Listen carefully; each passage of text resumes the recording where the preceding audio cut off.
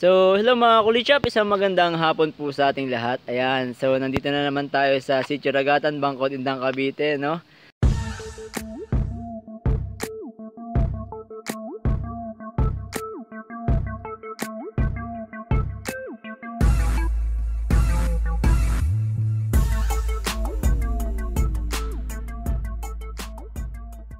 So, after 3 months, ayan, si Say nagbabike na naman po, no? Bagong gupit. So, after 3 months po na hindi tayo nakapunta dito, ayan, ito na po ang sitwasyon ngayon. So, kung matatandaan nyo, summer po, yung last nagpunta tayo dito, tuyo-tuyo yung mga damo. At ngayon po, nanunumbalik na yung pagka-green nila. Ayan, lumalago na po ulit at nagiging berde na po ulit yung paligid. Inabot na po tayo ng tag-ulan sa pagbalik dito, no? So, yun nga po guys, hindi tayo nakapag-vlog ng 3 buwan o almost 3 months, no? Meron tayong mga paunti-unting vlog, kaya lang wala tayong major vlog dahil nga, ayun, nagpagawa tayo ng bahay guys for 3 months. And then, eto nga yung sasakyan natin. Ngayon lang ulit natin malilinis yung loob, ano? Dahil for 3 months, nakapark siya sa labas. For 3 months, wala po siyang car wash nasa labas. Naawa nga po ako sa sasakyan natin. Hindi po kasi sanay na nabibilad sa araw yan. Lagi po siyang may garahe. Kaya lang nung nagpagawa tayo ng bahay, wala siyang garahe. Dun lang siya sa labas ng bahay natin. So sa init. Tapos ngayon, naulan na siya. So dahil gawa na yung bahay natin, gagarahin na natin siya dun sa ating bahay. At mamaya papakita ko sa inyo kung ano yung itsura niya pag naagarahe na siya or nandun na siya sa bago niyang garahe. Alright, so eto nga ang nagpa-car wash kami kanina at sobrang kapal na ng libag ng ating sasakyan. And then ayun nga, unfortunately may mga gas-gas na siya dahil di may iwasan, nakapark tayo sa labas. Nadagdagan yung mga gas-gas niya, no? Ayan, maliliit na gasgas lang din naman, kaya lang yun nga, syempre iba pa rin sa aking pakiramdam pag may nakikita akong mga bagong gasgas dun sa sasakyan natin.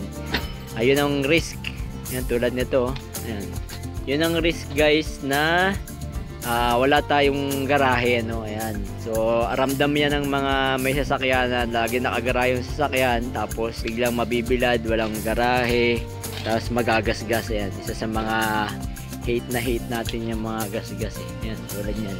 So gagawa na lang natin ng paraan para matanggal yung mga gas-gas. Meron naman tayo dyan scratch remover kung kaya pa. At ayan nga si Mrs. Siya yung nag-aasikaso ng loob ng sasakyan natin. Dahil nagpa-car wash tayo, car wash lang kasi, tapos punas-punas ng loob. Kaya lang yung ibang mga parts hindi natin napapunasan, ano? Yung mga ceiling, mga sulok-sulok, pupunasan natin ng ating ginagamit na pampakintab para mas malinis yung loob ng sasakyan natin. Ang ating MTX Microtex Sun Shield Protectant, ayan, para makintab yung ating mga upholstery, yung sidings, at itong mga upuan natin. Ayan, ito yung ginagamit natin na pampakintab. So guys, ito ngayon yung aking i-vlog for today, ano. Ito nakalista yan. Yan si Mrs. Meron na kasi mangot. Mga taga-punas kasi. Marami kasi dun sa mga bagong nagkasasakyan nitong mga crosswind, sportivo, ang nagtatanong dun sa mga parts, lalong-lalo na pag kami nasisira dun sa bandang ilalim, may lumalangit-ngit, no? Tinatanong nila kung ano yung pangalan ng parts or ano yung posibleng sira ng part na sasakyan natin na yun. So naisip ko na gumawa ng kaunting vlog regarding dun sa mga pang-ilalim para maging familiar tayo dun sa mga parts na pang ilalim, dun sa mga madidiscuss natin, and then kung ano yung function niya, short na function, and then ano yung possible na nasisira sa kanya, at pag nasira siya, ano ang possible na maging result pag nasira yung part na yon. Alright, kukuha lang tayo ng higaan kasi mamaya dun tayo sa baba. Alright, so dadapa muna ako dito sa harapan ng sasakyan natin, ano? At simulan natin sa tie rod. Ayan, nasan ba yung tie rod natin? Okay, dito tayo. So ito po yung tie rod natin, ano. Ayan, itong isang yan, meron tayong inner and outer, at saka outer na tie rod, ano. Ayan, dalawa po yan. So ano ba ang function yan? Yan po ay left and right. Meron po tayo sa kaliwa, at meron din po tayo sa kanan. Ayan, tie rod, and yung iba naman tinatawag nating tie rod end. Ang function po niyan ay siya po yung nagdudugtong at naghahawak sa ating tire dito sa wheel hub natin. Ayan, ito po yung may bolt po na yan. At kadugtong po ng ating center link. Ayan, yung center link natin. Ito, yung mahabang rod na yan papunta dun sa kabila na nakadugtong dun sa ating gearbox, no? At sa ating center post. Ayan. So, ano po ba ang gamit niyan, guys? So, yan yung ang gamit niyan is for maneuvering, ano? Pag lumiliko tayo, yan ang responsible kung bakit tayo nakakaliko ng maayos, no? Dahil nga para nagpipivot itong part na to, magle left and right siya. So siya yung tutulak sa gulong at mag-hold sa gulong para sa magandang pag turn left and right niya. Okay, yung ganito natin. So uusod kasi yan left and right depende dun sa pihit ng manibela natin sa tulong ng ating center link. So siya yung maghihila. And then habang tumatalbog yung gulong natin, nakakabit pa rin siya kasi nga meron siyang pivot dito. Hindi naman siya kumakalog dapat, parang nag-i-slide yan. Yan. Ito naman mag-i-slide naman siya up and down. Yan, para hindi matigas yung ating manibela. So ano ba ang magiging cause pag yan ay nasira, no? Pag nasira yan, yung upod ng gulong natin ay hindi maganda. Pag nasira yung tie rod natin, may possibility na yung ating gulong ay hindi mapudpod ng pantay. So bakit hindi siya mapupudpod ng pantay? Dahil po siya ay possible na gumagalaw-galaw. So yan po kasi ang galaw niyan steady lang. Ito steady lang na up and down. Ito naman kabila, steady lang siya na umiikot, no? Para sa pag-pivot ng left and right. So hindi po siya gumagalaw ng ganito. Ayan. So pag sira po sila, magalaw yan, gagalaw yung gulong natin na ganito.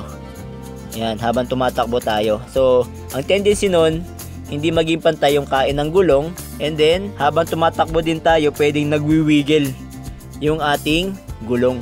Ayan, magwiwiggle sila.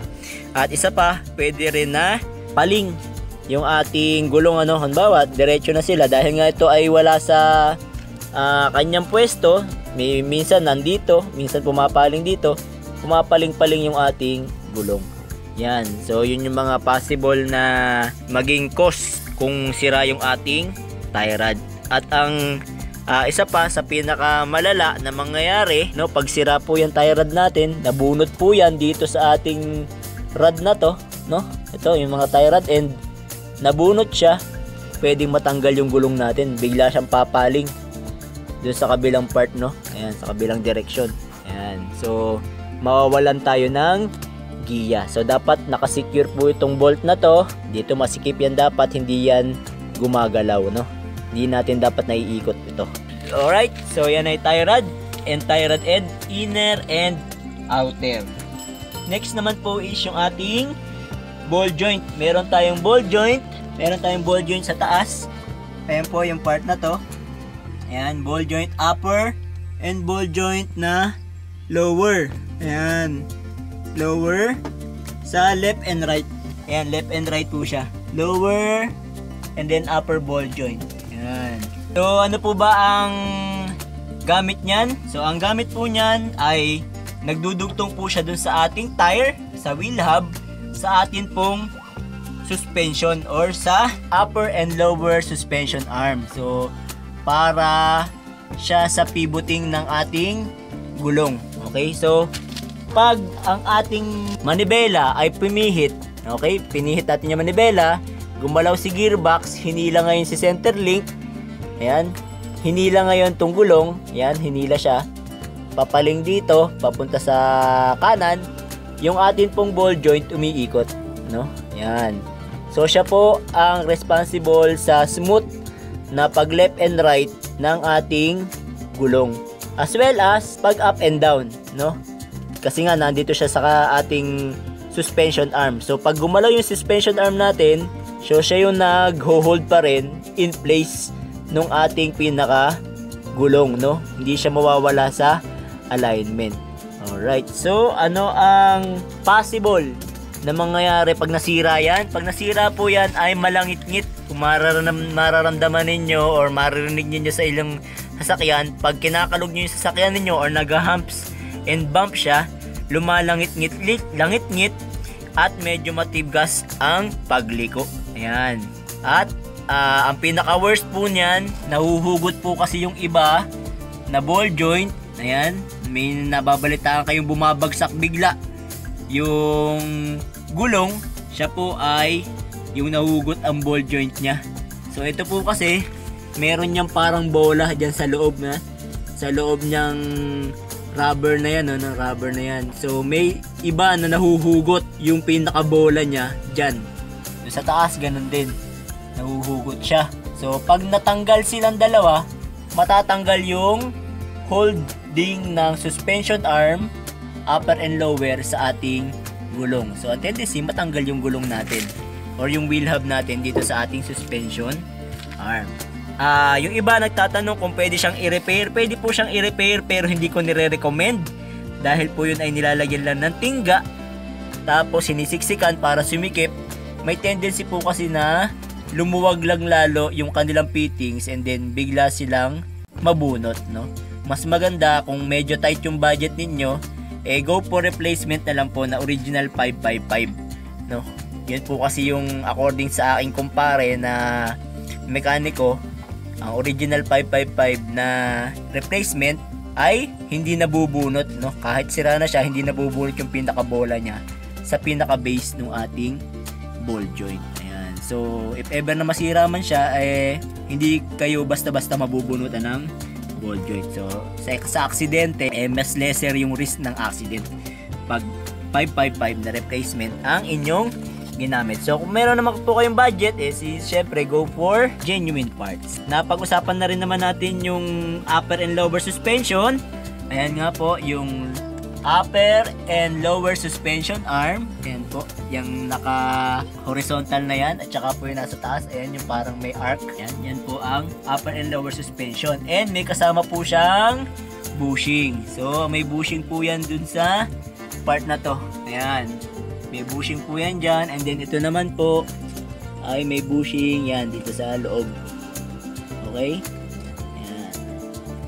So, may mga bushing po yan. So, ano ba ang kanilang silbi? So, hold wheel for ups and down motion. Ayan. So, sila nga po yung, dahil nga po siya yung suspension arm, no? Kasama po siya ng ating shock absorber. Kasama kasi na shock absorber natin na nag-up and down. Together with the torsion bar, no? Meron din po silang may capability po sila na itaas o ibaba yung gulong sa tulong po ng torsion bar, no? Pero ang main function lang po nila is to hold yung ating gulong through the ball joint. Ayan. Kung mapapansin nyo naman, nakikita nyo naman, ano? Nakakabit yung gulong natin sa suspension, gumagana siya through the suspension arm, through the ball joint. Ayan. Okay, so ano naman po ang kanya namang sira? May kinalaman po yan sa alignment. So pag po nasira yung bushing niya, ayan, yung bushing niya na yan, kumalog. Yung bushing niya sa ilalim, kumalog. Okay? So, ang tendency niyan, para din pong sira yung ating tie rod and ball joint. Kakalog po kasi yung ating gulong, no? Kasi, firm yung ating, halimbawa, firm yung ating ball joint, maganda. Firm yung ating tie rod. Pero meron siyang galaw. So, sasama po sa galaw niya yung gulong natin. Pag siya po ay kumakalog na ganito, yung dalawang yan, upper and lower suspension, ayan, yung dalawa pong yan, ang function po kasi niyan, up and down lang. Pag gumalaw po yan, pag ganito at pag ganyan, so affected po ang alignment ng gulong. So, meron pong tendency na mawala sa camber ang inyong sasakyan. Pag nawala siya sa camber, hindi pantay ang upod ng gulong. Okay? So, yung upper suspension arm, may kinalaman po talaga yan sa camber dahil meron po siyang, pakita natin sa inyo, no? Shims dito, ayan, yung nilalagyan, ayan. Kasi ito po yung suspension arm natin, upper, no? So, karugtong po niyan, ayan, meron ditong bolt na nilalagyan siya ng tingga. Ito sa bandang loob niya. Ayan, na spacer. Ayan. So, yan po ang nilalagyan ng tingga para umusod siya at magkaroon ng maayos na camber. So again, pag sinabi po natin camber, yun po yung tayo ng ating gulong. Siya po ay mag-negative at magpa-positive camber. So yung pinakatayo ng gulong natin. So yung upper suspension arm natin, siya po yung nagde-determine kung papasok ba yung gulong dito or lalabas yung gulong sa itaas. Okay. Siguro po malinaw na po tayo dun sa upper and lower suspension, at kung meron man lang po kayong mga tanong, i-comment nyo na lang po at sasagutin natin, no? Hindi ko po lahat kasi ma-discuss lahat ngayon dahil limited lang po yung ating oras at limited din po yung ating naisulat dito sa ating papel. Alright, next naman po is yung ating strut bar. Ayan, yung strut bar po natin, ito yung nasa harapan na yan, yung may bolt papunta dito sa ating lower suspension arm. Ayan, strut bar po yan. Left and right po yan, no? Left and right, ayan. Yan. Okay. So, ano naman po ang silbi ng ating strut bar? Siya po yung nag-holds ng lower suspension arm para po ma-ensure yung misalignment in dragging while running, no? Kasi po yung ating sasakyan, pag tayo ay tumakbo o umandar na, meron po siyang slight na drag na siya ay aatras ng kaunti, ano? So para hindi mawala sa alignment yung ating gulong na tinatawag natin na caster, no? Yun naman yung caster. Hindi siya umusod palikod or masyadong usod paharap, no? Nasa gitna siya ng pinakatambol natin na to, nakasentro siya. Yan, yung caster natin. So yun yung may kinalaman sa strut bar. So pag na-adjust natin to ng maayos, maganda yung caster ng ating sasakyan. So given na maayos yung ating mga bushing, no? Kasi pag hindi rin po maganda yung bushing ng ating lower suspension, ay kahit ano pong adjust natin sa strut bar natin, mami-misalign at mami-misalign po yung ating gulong. So pag sira po yan, kakalog po syempre yung ating lower suspension arm at mawawala po sa caster yung ating sasakyan. Ayan. So damay-damay po yan. Pag nasira po itong strut bar natin, may tendency po na masira din po yung bushing ng ating lower suspension dahil magdadrag siya lagi, eh. So hanggang mangyayari, gagalaw siya ng gagalaw, mapipitpit yung ating suspension, lower suspension bushing, kasi walang taga-hold or taga-hawak dun sa ating lower suspension arm kung ang ating strut bar ay sira. Okay, ganun din naman sa lower suspension arm. Pag sira yung lower suspension arm natin, ang magkakaroon naman ng impact or ang magdadala lagi ng impact is yung ating strut bar. So mangyayari, mapipitpit yung ating strut bar bushing. Ang bushing po niyan ay dalawa, isa dito sa harap, isa dito sa likod. Then punta naman tayo sa swing arm or sway bar. Okay, ano naman yung swing arm or sway bar? Ito pong nasa gitna. Ayan, na nakaklip.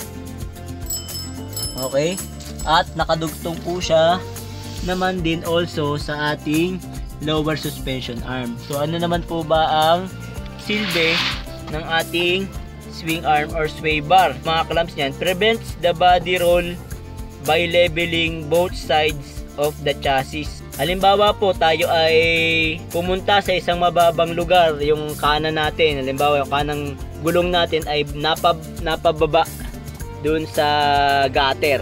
Para hindi mag body roll or tumaob basta-basta yung sasakyan natin at hindi mapilipit yung chassis, pag ito'y umangat, iaangat niya rin yung kabila, nale-level silang dalawa, hindi maiiwan tong kabilang part ng gulong natin. Kaya kung mapapansin nyo, siya ay isang diretsong bar. Ayan. So ito yan, no? Ito. Ayan. Dire-diretso yan, papunta dun sa kabila. Ayan. So ang tendency niyan, dapat pagka gumalaw yung dalawang gulong natin, halos magkasabay silang dalawa. So hindi siya pwede mapilipit. Mapilipit man siya, konting-konti lang. So ang tendency niya, pag tumaas kasi itong kabilang gulong na to, kunyari yung sa kaliwa ko, ayan, tumaas yung gulong, hindi pwedeng maiwan na nakababa itong kanang gulong natin.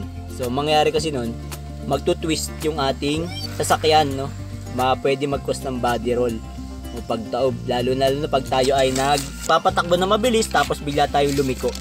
Ayan. So siya yung nagpe-prevent ng body roll. Kapag ito'y naputol, halimbawa bumagsak kayo sa gutter, etong isang to mababa, yung isa mataas, napuputol siya, natutwist, no? Pag hindi naman siya masyado natutwist, kasi matigas naman na bakal yan, so dinadala niya, pagka tumaas tong isa, sumasamang tumataas din kahit papaano somehow itong kabila.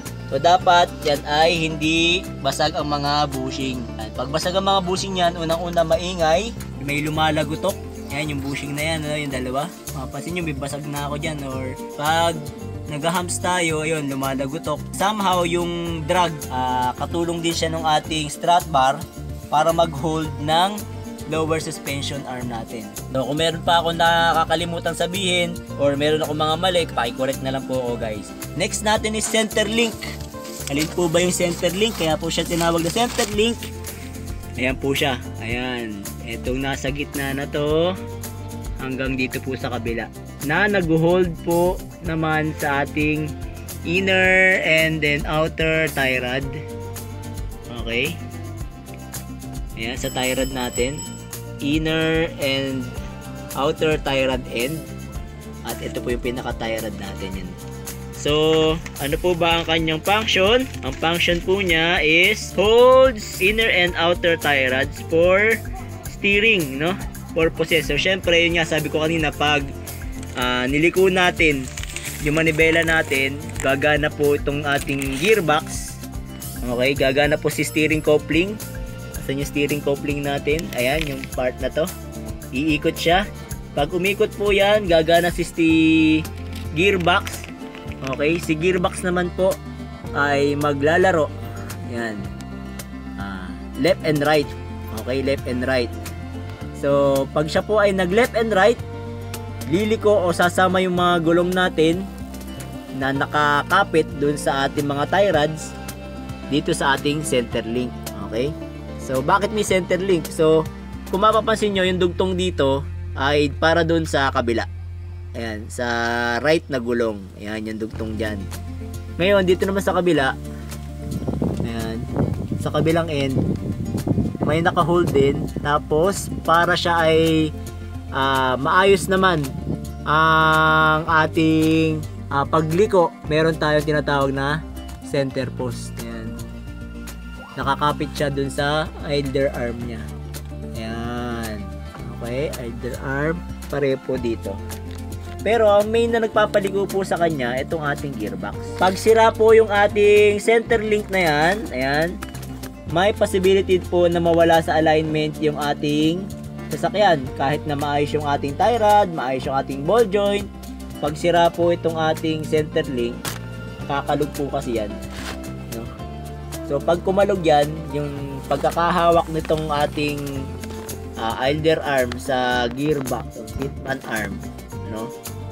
Ito nakahawak yan. Pag makalog yan, dalawang yan, ang tendency po niyan, kakalog din yung ating tie rod, no? Pag kumalog yung tie rod, yung connection niya, pag kumalog, damay po yung ating gulong.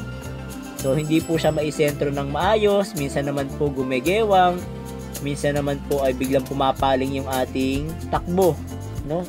Kasi diretso naman yung ating steering wheel, pero bakit pumapaling yung ating gulong? Pwede po na sira tong ating center link. Then center post, po yung ating center post. Kamukha po siya ng ating gearbox, pero nasa kaliwang part po siya. Ayan, ayan po ang ating center post. Ayan. Okay, ano po ang gamit niyan? Ang gamit po niyan ay tulong po siya ng center link para sa steering at pag-maintain ng alignment ng sasakyan natin. So pag nasira po yan, pwedeng kumalog and then mawala po sa alignment yung gulong natin. Okay, so gaya po nung ating center link, pag ito naman po kumalog, yan, may tendency po siyang kumakalog yan. So pag kumalog po yan, magkakaroon po din ng kalog dito. Okay, pag kumalog po dito, damay-damay po yan. Madadamay po si tie rod, then madadamay si gulong. So katulad din po dito sa ating gearbox. Pero ito naman po laging halos tumatagas lang po. Pitman arm, ito yung pitman arm natin, no, nakadugtong siya doon sa gearbox natin para pag liko ni gearbox, o siya po yung magdidictate kay center link na mag go side to side at lumiko po yung ating gulong ng left and right. So next naman po natin is si shock absorber. Ayan, shock absorber. left and right din po yan, ano. Ayan yung ating shock absorber at bushing. Then ito naman po sa kabila, shock absorber and bushing. So absorbs the shock from humps and bumps. Yan. So syempre pag po tayo ay na-humps, so sila po yung nag-absorb ng impact, no? Para hindi tayo matagtag masyado. Pag nasira po yan, meron lagapak, ano? At minsan po, yun, may kumakaltog, sira po pala yung bushing natin. May bushing po siya sa, so ayan, may bushing yan, tapos dun sa taas may bushing din. Ayan, may bushing. So kumakaltog po siya at tumatagas pag nasira. Mararamdaman natin yan, minsan medyo mababa yung gulong natin, pero hindi naman po siya yung talaga may kinalaman sa taas at baba ng ating height ng gulong natin, no? Nasa torsion bar po yung ating dito. Ang silbi lang po niyan talaga is to absorb the impact pag tayo ay na-hump, okay? Next is yung ating gearbox. Ayan, yung gearbox natin. Ayan, yung gearbox natin. Katulong po siya ng ating power steering. Buksan natin dun ating engine bay. So ayan po yung steering coupling natin. Ayan. So katulong po siya ng ating power steering pump. Ayan. Yung iba kasi manual na gearbox, wala siyang steering fluid. Medyo maganit yung ating pagliko. So dahil ito, yung ating sakyan ay power steering na, yung gearbox niya may fluid. Yan, may mga hoses siya, hydraulic hose papunta sa ating steering pump at dun sa ating steering fluid reservoir. So ang silbi po niyan, para pag tayo ay nagliko ng ating manibela ay hindi mabigat yung ating manibela, medyo magaan siya pag inililiko natin, no? Nakatulong po siya ng idler arm para mag left and right yung ating mga gulong. Problema diyan pagka siya ay nag-leak, yun ang ang problema niyan, leak eh. So pag nag-leak, tagas, maubusan tayo ng steering fluid. Pag naubusan tayo ng steering fluid, bibigat yung ating manibela sa pagmamaniobra or pag left and right ng ating turn. And then, isa po niyang sira pa is yung malaki yung play. Ang laki na ng nailiko natin sa manibela natin, hindi sumasama yung gulong kasi malaki yung play. So, meron po akong video niyan kung paano adjust dito sa ating part na to, sa adjuster niya. May tutorial na po ko niyan para sa sobrang laki ng play ng ating manibela. So hanapin nyo na lang po sa ating channel. Torsion bar. So yung atin po kasi sasakyan ay walang spring, no? Sa suspension. So ang pinaka suspension po niyan, pinaka spring natin yung torsion bar. Ayan po yung torsion bar natin. At doon po tayo nag-a-adjust. Okay, sa adjuster.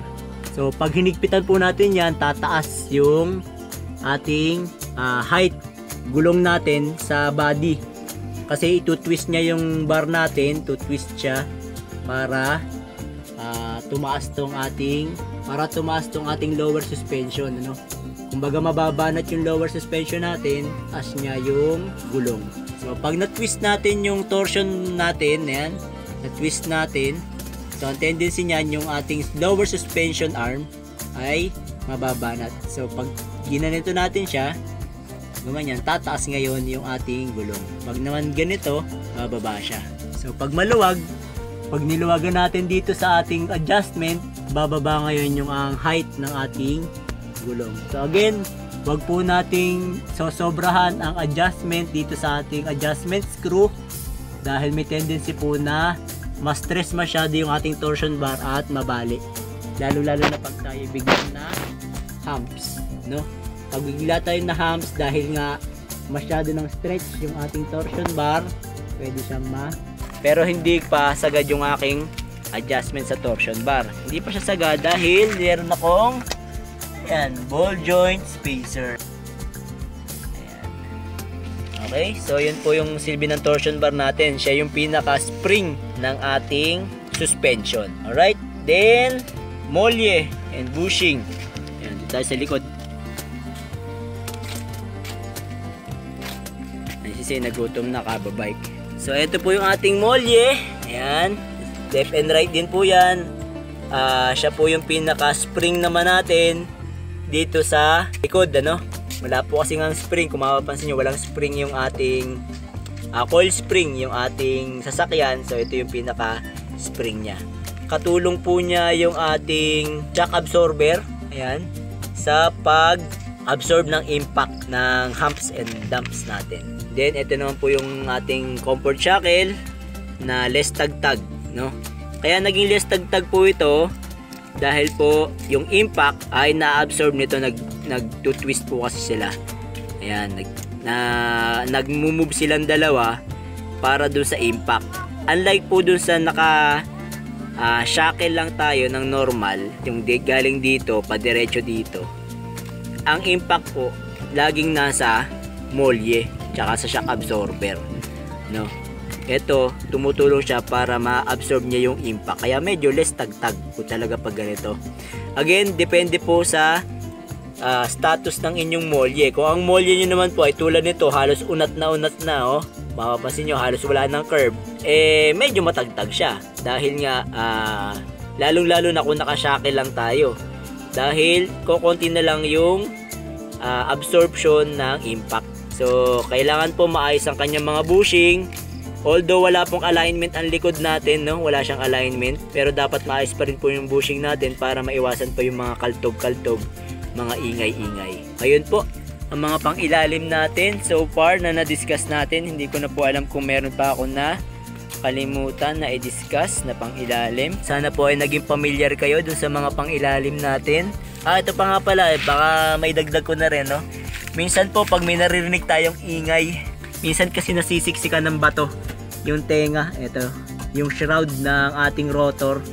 Yan, minsan nasisiksikan ng bato yan, o kaya minsan kumakapit dito sa ating rotor, may maririnig tayo nagkikiskisan. Ayan, pwede po natin yung ibuka or i-check kung may bato na nakasiksik or kung ano man dun sa ating shroud.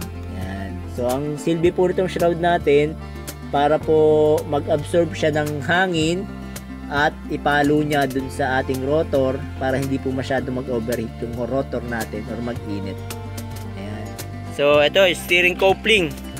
Yan, wala nang flash yung aking lowbat na. Steering coupling natin, kadugtong po siya ng ating steering wheel or steering shaft papunta dun sa ating gearbox. Dahil lowbat na rin po yung cellphone ko at hindi natin matapos yung video natin, I think din naman ay na-discuss ko na lahat halos ng mga pang-ilalim. At sana po yung naging malinaw sa inyo yung mga functions ng bawat isa. And again, kung meron po kayong tanong, ay comment nyo na lang po dun sa ating comment section. Ano po? Alright, I think hanggang dito na lang po ang ating video. At sana po minibag na naman ako kapakipakinabang sa araw na ito. At sa mga hindi pa po nakasubscribe, subscribe lang tayo sa Kulit Shop. Ang shop na makulit pero walang physical shop. See you in my next videos. Bye bye!